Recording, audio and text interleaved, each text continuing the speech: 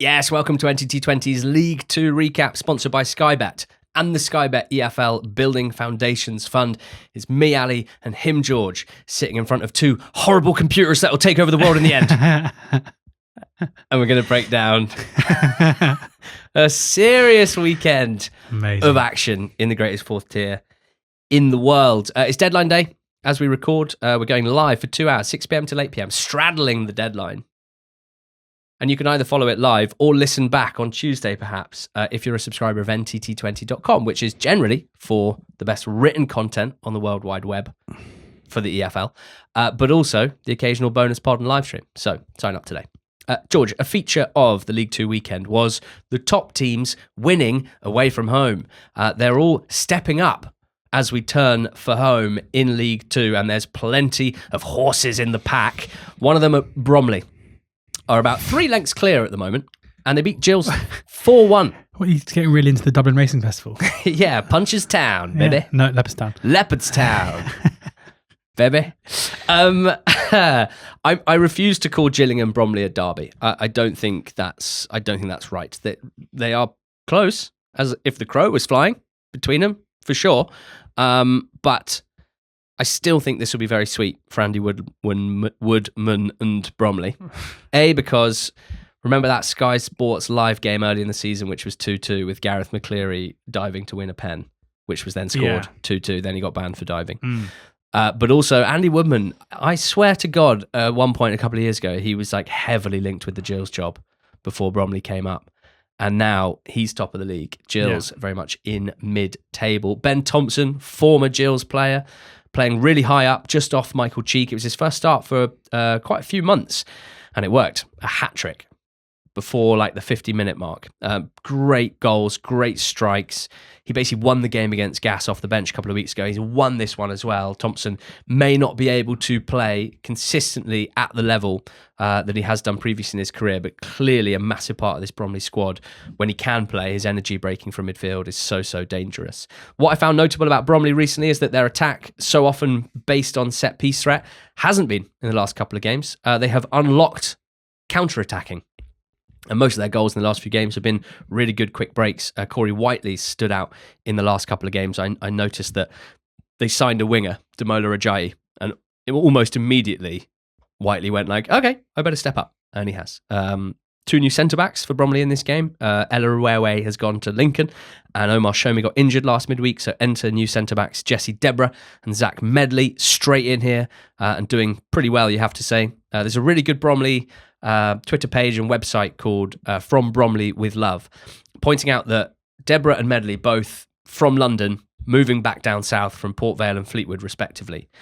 And I sort of thought, I really love that as a scouting strategy, because location is important for players. Bring them home. Particularly, I think, at this level where, you probably want to be somewhere where you've got a bit more of a support network. You're not being paid as well as other players. So moving across the country isn't that attractive from a financial point of view. I think for Bromley, it might be the most genius scouting strategy. And I've not really seen it discussed, but it's true that Deborah and Medley are London boys coming back south. When you consider how many footballers London produces, how many big academies there are across London, and therefore how many players being produced into the professional game, I thought about Pinnock, who's very much from this area and moved to Bromley this summer in a way that seemed a bit surprising. Like, oh, Pinnock's going to Bromley. Ben Thompson, I think you can make the case. When he joined Bromley, it was like, oh, Ben Thompson's joining Bromley. Very much from this part of the world as well. So I went through the squad. 17 squad members from London, Essex or Kent. And only 8 from outside of London, Essex and Kent. Wow. I think I've basically just worked out why Bromley are so good. Yeah. Londoners. Gills, really poor performance, if I'm honest. Thought they had turned a bit of a corner with recent results. I don't think they have. Managing to look both way too open at the back, but not even that particularly dangerous in attack. It's not a great balance. One team showing some serious balance. The balance and poise of an Olympic gymnast. Cambridge United, 6 wins in a row, 3-0 at Oldham. Not many teams will do that. No, and this is just the Cambridge game model, like in its entirety. Throughout the game, Oldham really struggled to create anything of note. Cambridge pretty happy out of possession. And when they got it, they used it pretty well. Won a penalty for a pretty blatant foul just inside the box, which Ben Knight dispatched comfortably. Then Louis Apperet, who in our transfer special piece, the guys from Under the Abbey Stand mentioned that Louis Apperet, not with the best goal record. I think he heard it and he was like, well, let me show you what I can do. Put himself into 2 really good positions and finished to get a brace in the game. Cambridge is so rock solid. Like at this stage of the season in February, before we get to like the proper promotion run-in, from a content perspective, it can be quite difficult with certain teams because they just do the same thing every week. And I'm finding that now with Cambridge, where it's just like, yeah, Cambridge win games because they concede very few chances and they're pretty clinical in front of goal. Well, what else is there to say? That is going to be, the only thing to say is that they've gone from being a side that were like 9th to now a side that are in 2nd. And with a game in hand on Bromley, which if they win, would take them just 3 points behind them. You know, it may not look like it now, but there is a title race right now, and that's Cambridge are a huge player in that. Let's take the opportunity, in the absence of fresh and original thoughts on Cambridge United, because I don't have any either. Yeah. I just want to praise Under the Abbey Stand, which I think might be the best fan-specific or club-specific fan media that I've come across. So they very kindly gifted me a subscription to their Substack the other day. I've honestly never seen anything like it. I mean, the downside is I can't physically keep up with the amount of content being sent my way about Cambridge United. But like, I thought we put out a lot of content, which we do, but we've got 72 teams to talk about. They've got just the one, but they do it so well. Like the variety that they're putting out, something for everyone, pods, write-ups, stats, vibes, fun, seriousness. Honestly, it's absolutely incredible. It's one of the most professional setups I think I've ever seen. I'd like to echo their sentiments, but also say I think other clubs do great jobs too. No. I disagree. I strongly disagree. I think there's loads of really good club-specific fan media out there. Thank you. There you go. That's what I wanted to say. But I think it's okay to say that some are better than others. Yeah. And I think Under the Abbey Stand are the best I've seen. Well, I don't see how that's possibly controversial. No. If they're all on the same level. I'm not saying it's controversial. I'm just saying that I don't want people listening to be like, hold on, what about ours? Like, what about poor Sam and the pinch in Sheffield United? Really good. Thank you. Really, really good. Probably joint best. There you go. See all of the FSAs next year. I also particularly liked that their title for their post-match pod was Apéret Ever After, whereas mine in Weekend Notes was Double Apéritif. Interesting. I was thinking about if I could say a way that Oldham had disappeared. Disappeared? Yeah. Tranmere lost 2-0 at home to Salford City. What happened? Salford won the game 2-0 is what happened. Tranmere... they're really bad, aren't they? Tranmere are the team where they're one of those really bad teams that will finish like 17th. I'm just kind of amazed that they've got enough points on the board to be out of the relegation scrap. And I can't really remember when that happened. It must have been early in the season. I think that's 5 defeats in a row, isn't it, for Tranmere in the league? Yes. Which is by any means not good. They were poor here. I think this is a significant result for Salford. We've spoken a lot about how Salford can, or Carl Robinson teams can go on good runs, which they just had, 10 matches unbeaten, and then bad runs. And they lost to Chesterfield in the last minute with an own goal, a game we were at in midweek.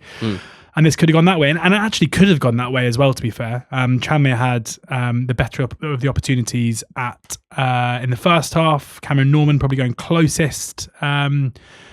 Salford not creating too much, and at their best they do create quite a lot. But the goals came, a good finish from George Grant, who we didn't see in midweek but started this one and finished well to make it 1-0.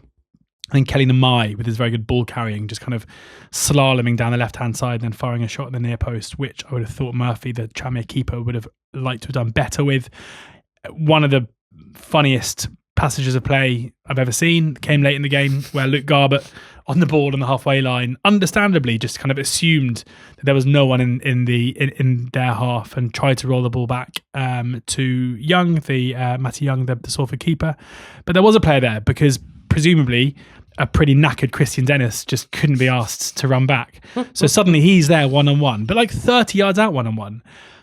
And he must be so tired because rather than like get on the ball and then like run it at the keeper like you do for normal one-on-ones, he tried to score from so far out. Not only tried to score, he tried to like roll it in from 30 yards and it went straight to Young, the keeper. It was an incredible... Like if Young had let it between his legs and it had been a goal, it would have been the most incredible kind of bit of ineptitude from everybody involved. But Young picked it up comfortably. And in fairness, Young was probably the Salford key player in that first half making the saves. So important win for Salford. Tranmere enough points on the board that doesn't really matter. But I think their fans are getting pretty frustrated about what's on offer there at the moment. Yeah, we were at Salford last Tuesday. They lost to Chesterfield 1-0. It was the end of their unbeaten run, but they've started a new one here. I unfortunately didn't have like loads of sort of hot takes from our evening in Salford. They lost at Chesterfield, lost against Chesterfield. The first half was very even without much going on at all, really. I was expecting a more open and attacking game, and instead, maybe it's because it was quite cold. Both teams were cold in their play. Then Salford, I thought, was slightly better in the second half against Chesterfield, but it was Chesterfield that nicked a late winner. So I didn't really leave with... I think my main takeaway, in summary, from Salford 0, Chesterfield 1 is Ryan Graydon hadn't appreciated, A, how big he is. Workman. B, how good his work rate is. See what a good player he is. Can see why they bought him. Nice. Fleetwood 1. My main takeaway is I don't like minestrone soup. Well, you shouldn't go to the posh bit then, should you? Because you don't have to have minestrone soup if you go in the home end. Just get a pie. I'd have thought you probably can't. Fleetwood 1, Notts County 2. Alexandra Jatta opening the scoring for Notts. Nice equalising goal from Fleetwood, but Notts snatched the victory. And in doing so, show off their depth at the top of the pitch, where I've mentioned that in Jatta and Dennis, they've got two strikers that are genuinely should be the envy of any team in League Two. But they signed Lee Unlove from Barnet, the Barnet target man. And he's not a goal scorer like Jatta and like Dennis, but he does offer plenty else, particularly when it comes to back-to-goal stuff, particularly when it comes to doing the dirty work and creating space and opportunity for his teammates. And he came off the bench with Dennis after an hour, ran in behind, got onto a lovely ball over the top from Norman, just squared it for a tap-in for Dennis. Really unselfish. I just loved that. Loved that. So many strikers are shooting there. And if I might say, I think Dennis and Jatta probably shoot there. Unlove, unselfish, squares it, Notts win. 4 wins in a row for them. They're just trotting along nicely. I don't have a huge amount to say about them. A bit like Cambridge, like they have a solid squad, fairly well stocked in all areas, solid defensively. Patterson's really sorted that, and he should get a lot of credit for it. Jody Jones is starting to simmer. Jatta has scored in 4 straight league games, and they've got Dennison and Love there as well. So all looking very good. They are one of many teams. Very impressive. I genuinely don't know how this League Two season is going to shake out, but I'm here for it. Swindon 3, Barrow 1. Do you want to talk about Aaron Drinan, or do you want to talk about Ian Holloway? Let's talk about Aaron Drinan, because he's having a ridiculous season, and all credit to him. Scored 2 very good goals here. Barrow had taken the lead after 10 minutes with Danny Rose kind of prodding home at the back post from a set piece. Before Ollie Palmer scored an equaliser in the second half. They went in at half time and it was 1-1 in the second half. It was still relatively end to end, but Swindon deserving of the win. 2 brilliant finishes from Drinan, who's just been in such good form, and has clearly bought a new finishing handbook. They want to find me good. They want to ban me good. Do it. Oh, it's just unbelievable, this. R.I.P. the microphone. Really enjoyed watching you jump there. The story here being, as I'm sure many people know, and if you haven't, then you have no idea what's going on right now. Ollie Clark, Swindon Town captain, early in the season, has been retrospectively banned, was banned for 7 games for doing something untoward. Something redacted. And then he came back into the team, and then on Friday, so the day before this game, Holloway and Swindon Town were informed that he was unable to play in this game, and he was given a 1-match ban and a reported £1,000 fine, which according to Holloway is like the least that they could have fined him. And what's I genuinely, when I listened to this for the first time on Saturday night, I thought, surely I've missed that like Barrow have scored twice in injury time here. Yeah. And they've drawn 3-3, and he's lost it because he's so angry about what's happened that he's taken it out on this. But his post-match interview is just one of the most remarkable rag losses I think I've ever heard. Yeah. Where he's taking aim at the FA clearly for the timing of the decision that was made. he refers to a nameless woman who has seemingly pressed the wrong button at some point. Club sec would be my guess. A portal. We're led to believe it's on the portal. Give it its full name. Goddamn stinking portal. Yeah, computers are taking over the world. But the best thing about it is how quickly he moves between sounding quite calm to quite angry to absolutely like off the leash, nutty. Some people that I've spoken to about it over the weekend, and worry for his I've well-being. spoken to about 1 million people about it over the weekend. Yeah, there were some who reckoned that it sounded almost like slightly premeditated.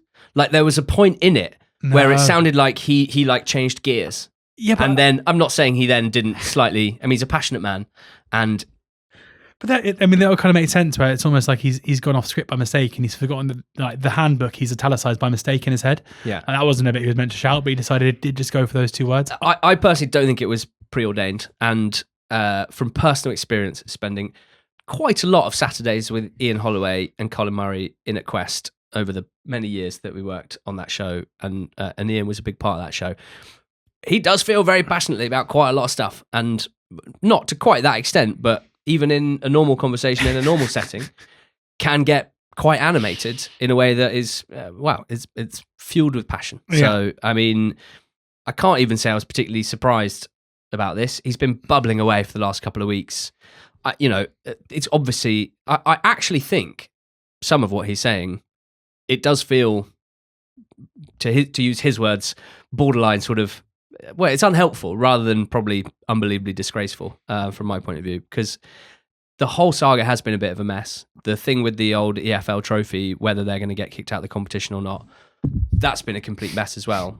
You know, he is trying to win promotion with Swindon, and he obviously feels like there's just like all this other stuff going on. But obviously, in acting like this, like he doesn't necessarily help, because now the whole world is wondering what on earth is going on at Swindon. Yeah. I'd actually love to know from any Swindon fans listening or watching, are you like, this is great, us against the world, you know, we back you, Holloway, thank you, we don't mind this style of rhetoric, we like it, this is good stuff, like we're all coming together? Or are you like, oh, that's a bit much, mate? Because he had a big go at one of the local reporters the other week. Similar sort of way of talking. And like, to me, it was way over the top. Yeah. And it seemed like beyond the pale. But as I understand it, that particular reporter is not very popular with Swindon fans. So most of them, as far as I could see, were like, yeah, get him, Ollie. Get him gone. So what about this one? Where are we at with this one, guys? Be good to hear from you. Let's finish on a positive. But I should say, after a really difficult, or after a couple of poor results, and at 1-0 down here, looking like, you know, they were going to really fall away. It's a big win. And it's for Drinan to get back amongst the goals too is important. Drinan, 22 goals. Unbelievable. In 25 90s in all comps this season is quite sensational. There were some quite big games and with quite lively scorelines. Grimsby 2, MK 2. MK Dons 2-0 up at half-time. Their first goal might have been a huge dive from Aaron Collins to win a penalty that was converted by Patterson. I honestly have watched it so many times, and if you told me that there was some contact of boot on shin or boot on knee after his dummy shot, because there was a movement, I could believe you. But if you told me he wasn't touched and it was a terrible dive, I'll believe you as well. So I'll let you argue about that in the comments. Patterson scored a penalty. It's the first goal Grimsby conceded in like 7 games, so that was disappointing. Then massive deflection on Ekpatetas, 2-0 down, feeling pretty hard done by. Great response. Like, great response from Grimsby. One of my big surprises of the League 2 season is, why aren't MK better defensively? It's a Paul Warne team with some really strong defensive players. And they're just not that good at the back, which I really thought, you know, I thought they'd be building their whole promotion on a strong defensive structure. 7th best for XG against. It's obviously not bad, but I would have put my house on them being top 3. And it kind of shows in this game where they're 2-0 up at half time. Obviously, Grimsby are a good side, but like, didn't do a very good job at all of seeing out a 2-0 lead. Gave up 2 massive chances inside the 6-yard box, both taken by Jays Cabia, whose finishing's been pretty hit and miss this season, but is such a lively attacking player in terms of he just keeps going and keeps going.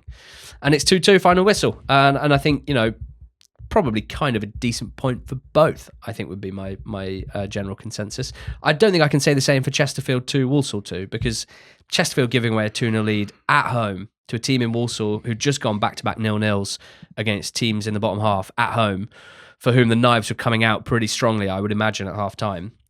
Grigg and Markanday putting Chesterfield 2-0 up. But Kanu scores a nice goal, which he does very well. Albert Adoma scores the equaliser. Still half an hour to go in that game. It's a really, those players needed to prove something either for the fans or to support their manager. And I think they did that. And it all just makes me think it's quite a fun league at the moment, George. Let's always go through the league. Top of the league table. Bromley first, 59. Cambridge second, 53. Salford third, 52. MK and Notts on 51. Swindon on 49 with Walsall on 49. Then Chesterfield, 45. Grimsby, 44. That takes us to Crewe, Colchester. This was 12th v 10th, but Crewe winning 1-0 means that they're now 10th above Colchester, who are 11th, joint with Barnet on 42. This was a pretty simple one to analyse because Colchester had 18 shots to Crewe's 3 in the match, but they were poor shots. They were not showing a lot of composure in the final third, taking a lot of bad shot location shots and no quality in the finishing either. Whereas Crewe, not attacking with great efficiency either, but did so on one occasion in particular with Adrian Thibault going down the right wing. Low cross. There's Callum Aegis finishing really nicely, finishing calmly, which is something he's really making a name for. So good home win for Crewe that. Disappointing for Colchester, whose good form has just stuttered with back-to-back defeats. There were some massive games down the bottom, George, and they were big results as well. I'm afraid they didn't go the way of the bottom two. Newport and Harrogate both losing to 0. For Harrogate, this one was away at Crawley Town. It feels like this was a really significant weekend in terms of who's going to get relegated, because from very early on in the season, it looked like it was going to be Newport and Harrogate. And kind of week by week, incrementally, they've chipped away at the deficit. And going into this weekend, both had an opportunity to really drag two other teams into it. But rather than do that, the two teams who are the right side of the line got wins and got pretty convincing wins as well. Harrogate were by no means totally outclassed here, but this is a Crawley side who took the lead through Max Anderson and then Josh Flint from a set piece, who had, I think, 5 shots in the game playing as a centre back. Got the second.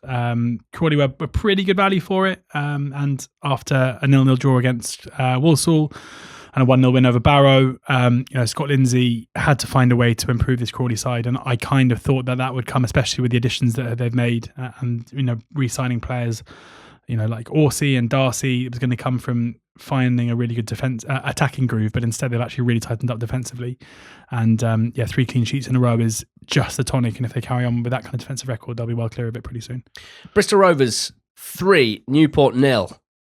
22nd versus 23rd, but a big gulf between the two teams, and one player in particular stands out. Kieran Brennan had the first chance of the game for Newport. He put it wide, and then it was the Yusuf Akamrich show. Who is this 20-year-old? He's on loan from Tottenham Hotspur.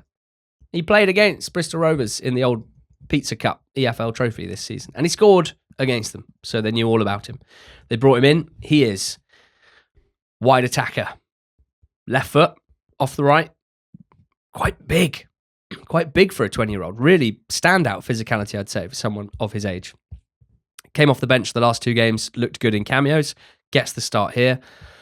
Gets the ball on the right wing, cuts inside, running literally laterally across the pitch, spanks it into the top corner. Literally laterally. That is great podcasting. First goal for the club, spanked into the top corner from 25 yards. So we know he can do that. That's exciting. What else can he do? He can run in behind. And if there's one opinion that I have been developing, which is quite proper football man, it's the death of the run in behind from the young types. From the new boys on the block. Yeah. But he loves it. Runs in behind. Massive big switch over the top to him. And his first touch it's heaven. Wow. It makes me want to stop and just think about it for a bit. It's velvet. It's heaven. And he scores. And it's 2-0. And it's the Yusuf Akamrich show. And I loved it so much. And it reminded me that Bristol Rovers had Elliot Anderson on loan as well in 21-22, and he was playing wide forward. And he was pretty amazing. And they might have done it again. And it didn't come from nowhere either, by the way, because anyone who reads NTT20.com's transfer write-ups will have read us write him up when he signed and said, we really like this one. There may not be a player with higher upside involved in the League Two relegation battle. That's looking quite clever. There you had it. You had it. NTD20.com. Class. Wow. Akam Rich getting the plaudits, but Elliot on Sunday Scouting report on Twitter pointing out that Clinton Mola is playing in midfield and is doing well. Best performance by any Rovers player in the middle of the park all season. Mola has been playing either left back or left centre back for the last few seasons. But as Steve Evans keeps reminding people, he played there for Chelsea. He played there for Chelsea in the youth team. He was a central midfielder. For some reason, when he left Chelsea, he stopped being that. But Steve Evans has popped him in the middle of the park and he looks right at home. So big wins for Bristol Rovers and for Crawley Town, for whom it's 3 clean sheets in a row now. What else have we got? George Aki beat Cheltenham 3-1. Yeah, kind of a funny game this between two teams who at one point were threatened with relegation, and now that they're going to be safe, it kind of almost felt quite beachy for February, where it was just like two teams playing against each other who let each other have quite a lot of shots and score some quite nice goals for the most part. Sean Wally scored a really nice goal to open proceedings into the top right-hand corner from range. He then set up the second that was dispatched again from outside the box from Donald Love.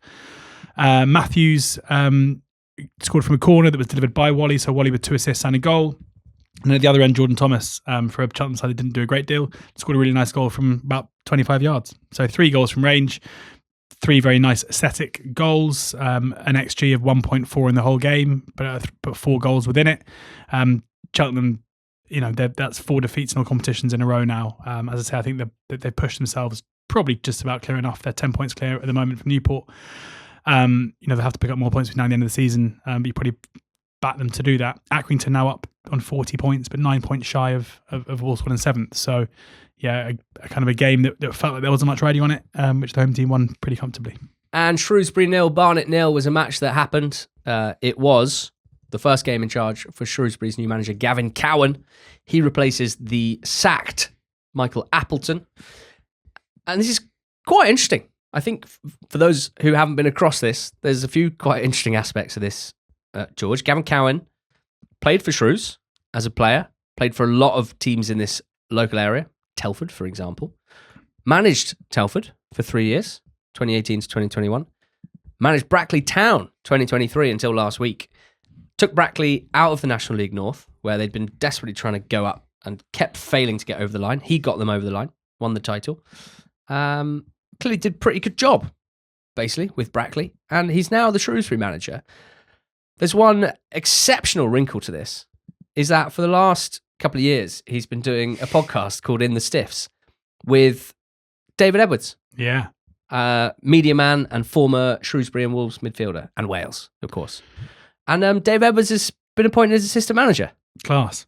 As 2 podcasters, the idea that one of us would get who's assistant? a job, like let's say it's a football manager, but that's unrealistic. Let's say one of us gets a massive job in the media space. Just bring the other with him. Fine. I always want you sitting next to me. That's what I've done with you all my career so far. Brought you over to 5 Live, Guardian, Sky. Yeah. I got you into Quest. Yeah, there we go. There you go. We're already doing it. People helping people.